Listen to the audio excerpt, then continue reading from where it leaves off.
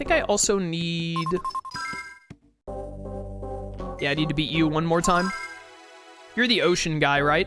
That's what I really want to do a dataless deck. I think I might have done it in Over the Nexus and not in this game, but no, I think it was in this game. I think I ran a dataless deck in this game once or twice, and I really enjoyed it. I hurt your feelings. Wolfen, did you actually ban and unban?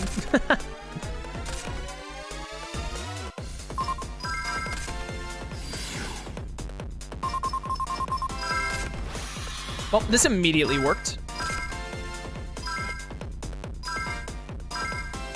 Hi. Honestly, I should have Mass Dragon turn 1 is what I should have done. Too little, too late. Probably should have also put Mystical Space face down, but whatever. I saw the immediate Armed Dragon into level up play, and I was like, I got it.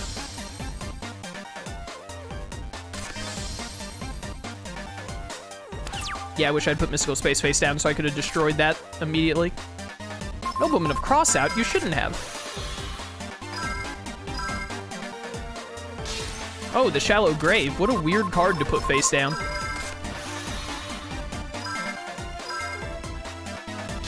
Oh, thank you for removing Treeborn Frog. Oh, that's great. You love to see it. I considered United We Stand, by the way, just to get an extra 1,600 damage here, but I think it's better to save it just in case. Just in case.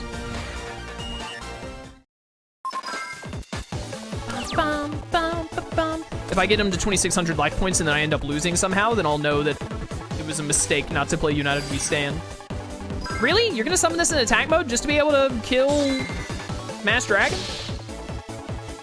Which I'm then gonna get to play another Armed Dragon level 3?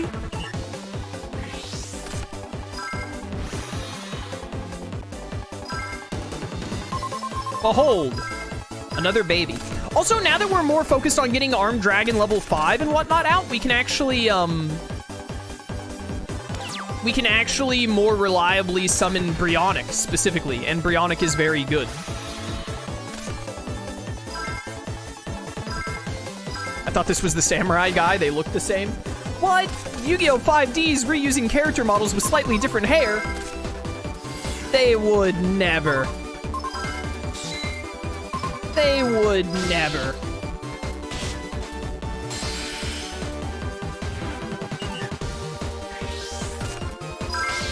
All right, we beat this fool on turn 5. I think that's a good look for this deck out the gate. If only we had Armed Dragon level 10. Armed Dragon level 10 isn't even, like, better than Armed Dragon level 7, is it? Isn't it, like, very barely better? I don't remember what the difference between their abilities is, but it's only, like, a difference of 200 attack. And you have to actually have Armed Dragon level 10 in hand to summon it instead of leveling it up through the deck. All right, that's 3 wins on that fool. What am I supposed to do now that I beat Callan? Do I need to go talk to Crow to continue the story? Beat you 3 times. Did anyone in chat ever fact check me on the whole beating duelists 3 times to unlock decks thing? I was right on that, right? 2 wins, 2 losses. All right, tiebreaker. Dark Armed Dragon is the best of the bunch. Dark Armed Dragon, very good. Okay, we get to go first. That's nice.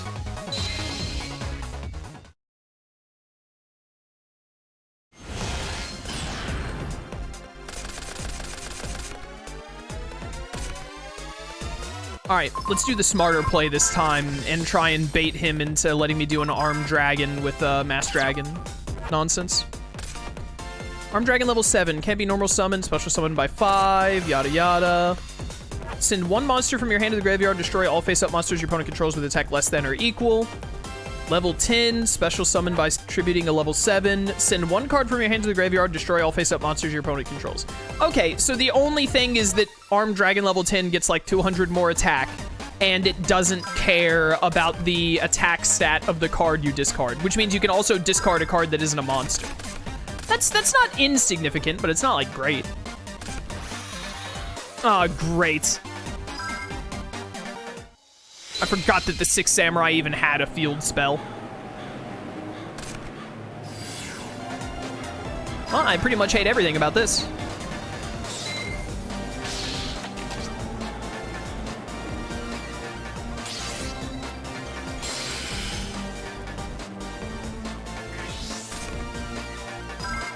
I could get Catastor here. I think it's better to get rid of some of the armed dragons from being drawn, though.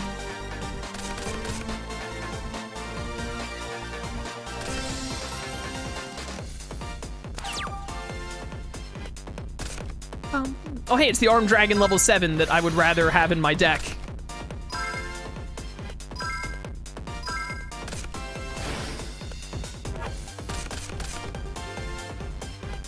You know?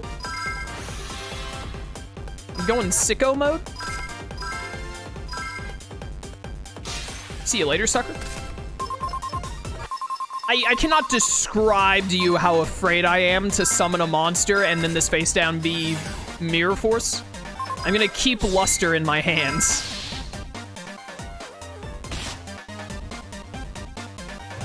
I hate that he has this field spell. Okay, with really good start for us. We're super in the lead, and I have Nobleman of Crossout in hand. We could win this turn if it doesn't all blow up in my face. Don't Lightning Vortex. Don't you dare. Don't do it. Don't Lightning Vortex. No, you don't have it. Don't do it. Nice. Don't put another card face down. I hate you. Hey, me. Draw Heavy Storm. Do I have Heavy Storm? Maybe I don't have Heavy Storm. Maybe I'm insane? Wait. 17. 23. He'd die. It'd be 4,000. I thought he had 41 for some reason. Brionic. This is the moment. This is it, buddy. Come forth, my icy dragon. Brionic dragon of the ice barrier.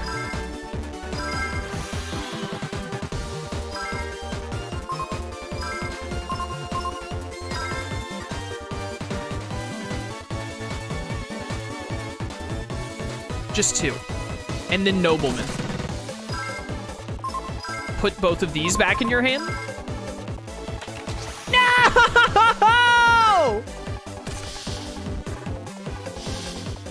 I'm glad I didn't discard Nobleman of Crossout.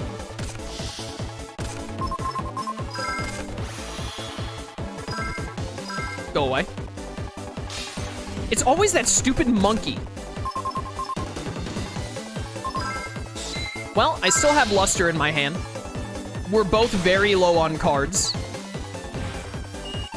If he gets a decent Sixth Samurai, though, we're in a bad position.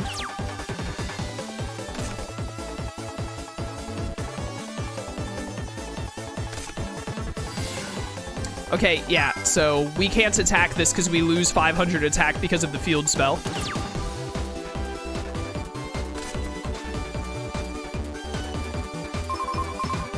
I hate this field spell.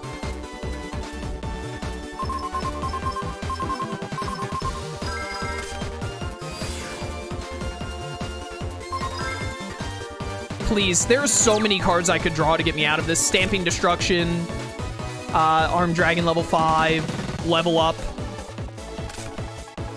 Stop. This card can attack your opponent directly. Okay, but I can kill that one by attacking with Luster. Even if I lose the 500s, this isn't a big deal.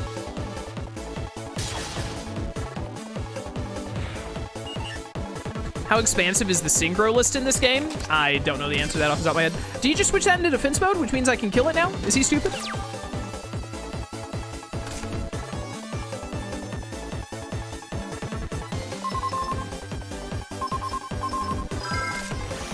We destroy the card on the left because it might be Mirror Force or something similar. It was Divine Wrath, which also would have been very annoying. I know I could have gotten rid of the field spell, but because he went into defense mode there, I can get past this anyway and win. because I have Armed Dragon level 3 in my hand. Because he switched to defense mode for no reason.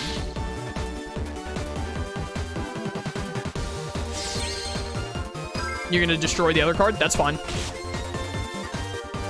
I still win in this situation. Because now you can kill it.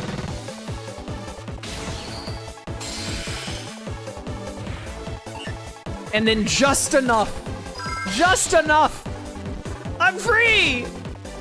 Oh, I hate Six Samurai. Alright, I won the tiebreaker. That means I'm better than him in every way, shape, or form forever. That's how tiebreakers work. I'm pretty sure this guy has to jump into the ocean and drown to death now. As he deserves.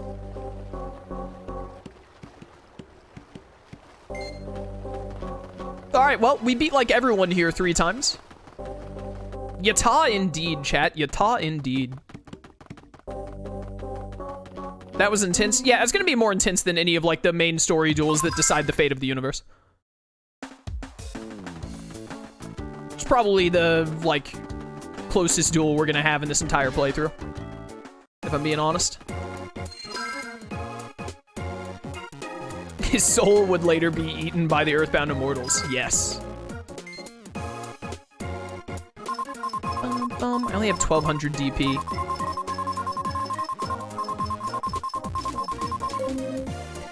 I think our deck is fine enough for now. We probably just want to go until we unlock more packs and maybe try and get something better because we weren't getting lucky with any red eyes and etc. I guess I probably need to talk to Crow or go to the base. One or the other. What's up, Crow?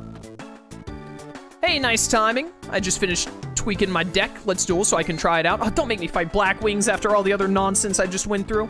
We didn't get a chance last time. This is a great opportunity. Fine.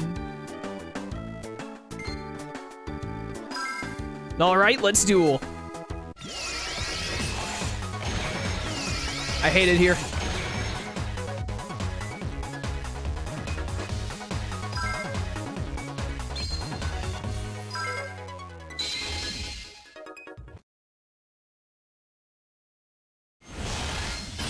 Alright, chat, how many times do you want to bet he's gonna have that stupid blackwing in his hand that is blackwing honest? Oh, just sure the blue flame out the gate, huh? Do I not have Heavy Storm? I should have checked. Maybe I mixed up Heavy Storm and Mystical Space Typhoon in my head at some point. I'll never forgive Crow for stealing Akiza's plot importance so they could shill these dumb birds. I'm not a big fan of Crow either. I think there was more to it than Crow being popular that made them stop putting much attention on Akiza, because there was some big controversy with, I think it was Carly's voice actress, not Akiza's voice actress, but there was some big, like, actual real-life cult issue with Carly's voice actress, so they shied away from the Arcadia movement stuff in general. And I do have Heavy Storm in this deck. Let's go! Finally! So it was more than just Crow, but Crow definitely helped with it, because then they focused on him more, and I wish they hadn't, because I'll be honest with you, other than maybe Luna, Crow is probably the least interesting of all the signers to me.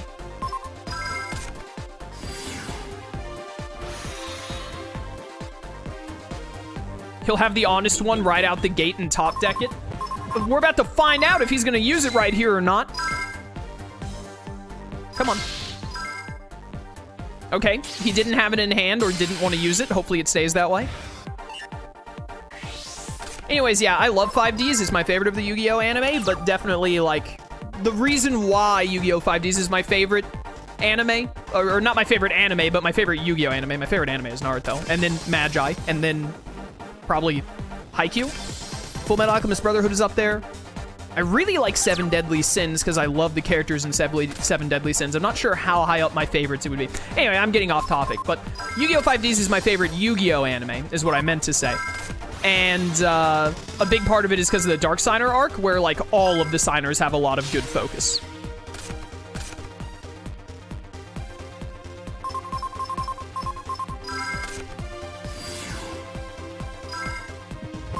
I know I could tune here, but I'm just gonna go for damage.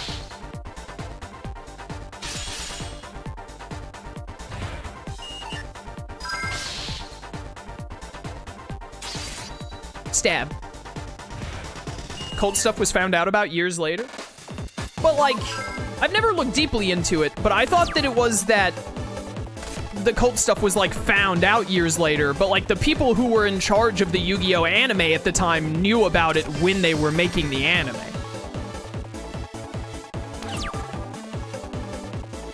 Is the thing though.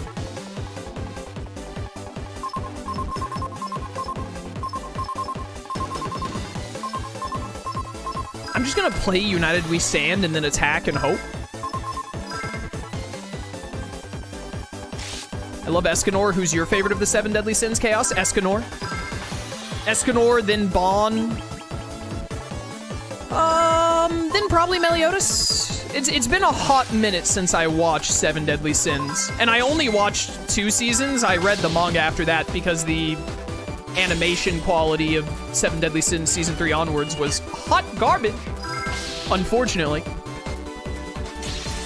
Have you played 7 Deadly Sins Grand Cross? No, I have never played a 7 Deadly Sins game. I've watched the first 2 seasons of the anime, and I read the manga.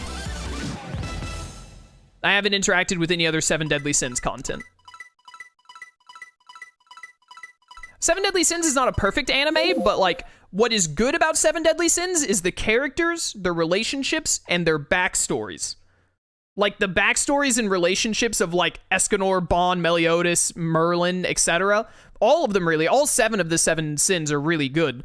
All of that is great. The overarching story of 7 Deadly Sins is, like, pretty good, but it's not, like, amazing. It's not, like, one of the best stories in anime, you know? What's really good about 7 Deadly Sins is the characters and the characters' backstories, like, their specific origins. Like, all the stuff with Bon and the Fountain of Youth and, Elaine, I think, is the name of the fairy girl and whatnot. Like, that's really good. Escanor's backstory and his stuff with his magical ability, the one, and etc. is really good. That stuff's really cool. The overarching plot with like the Demon King and everything is like it's fine. It's nothing fantastic. It's not bad either. The very end of the anime, the manga, I assume they did in the anime with like Merlin and Arthur was kind of lame. Like, it was very shoehorned in, it felt like.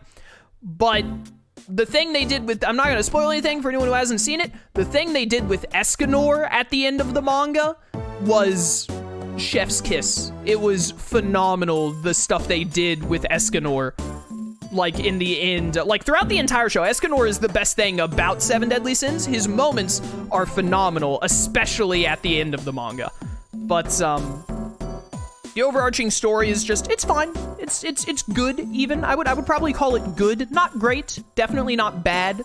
I would just say it's good. It's really the characters and their backstories and relationships is why I love 7 Deadly Sins. That's what makes it great. And one of my favorites. Also, shout out to Magi. Magi only got 2 seasons for its anime, never even got a 3rd, poorly animated or not, which they were robbed, because Magi is my 2nd favorite anime/manga ever, right after Naruto. Shout out to my boy Sinbad. If you want a really, really good read of one of the best shonen ever made, in my humble opinion, go read the 7 Deadly Sins. You can read that too, that's also good. Go read the Magi.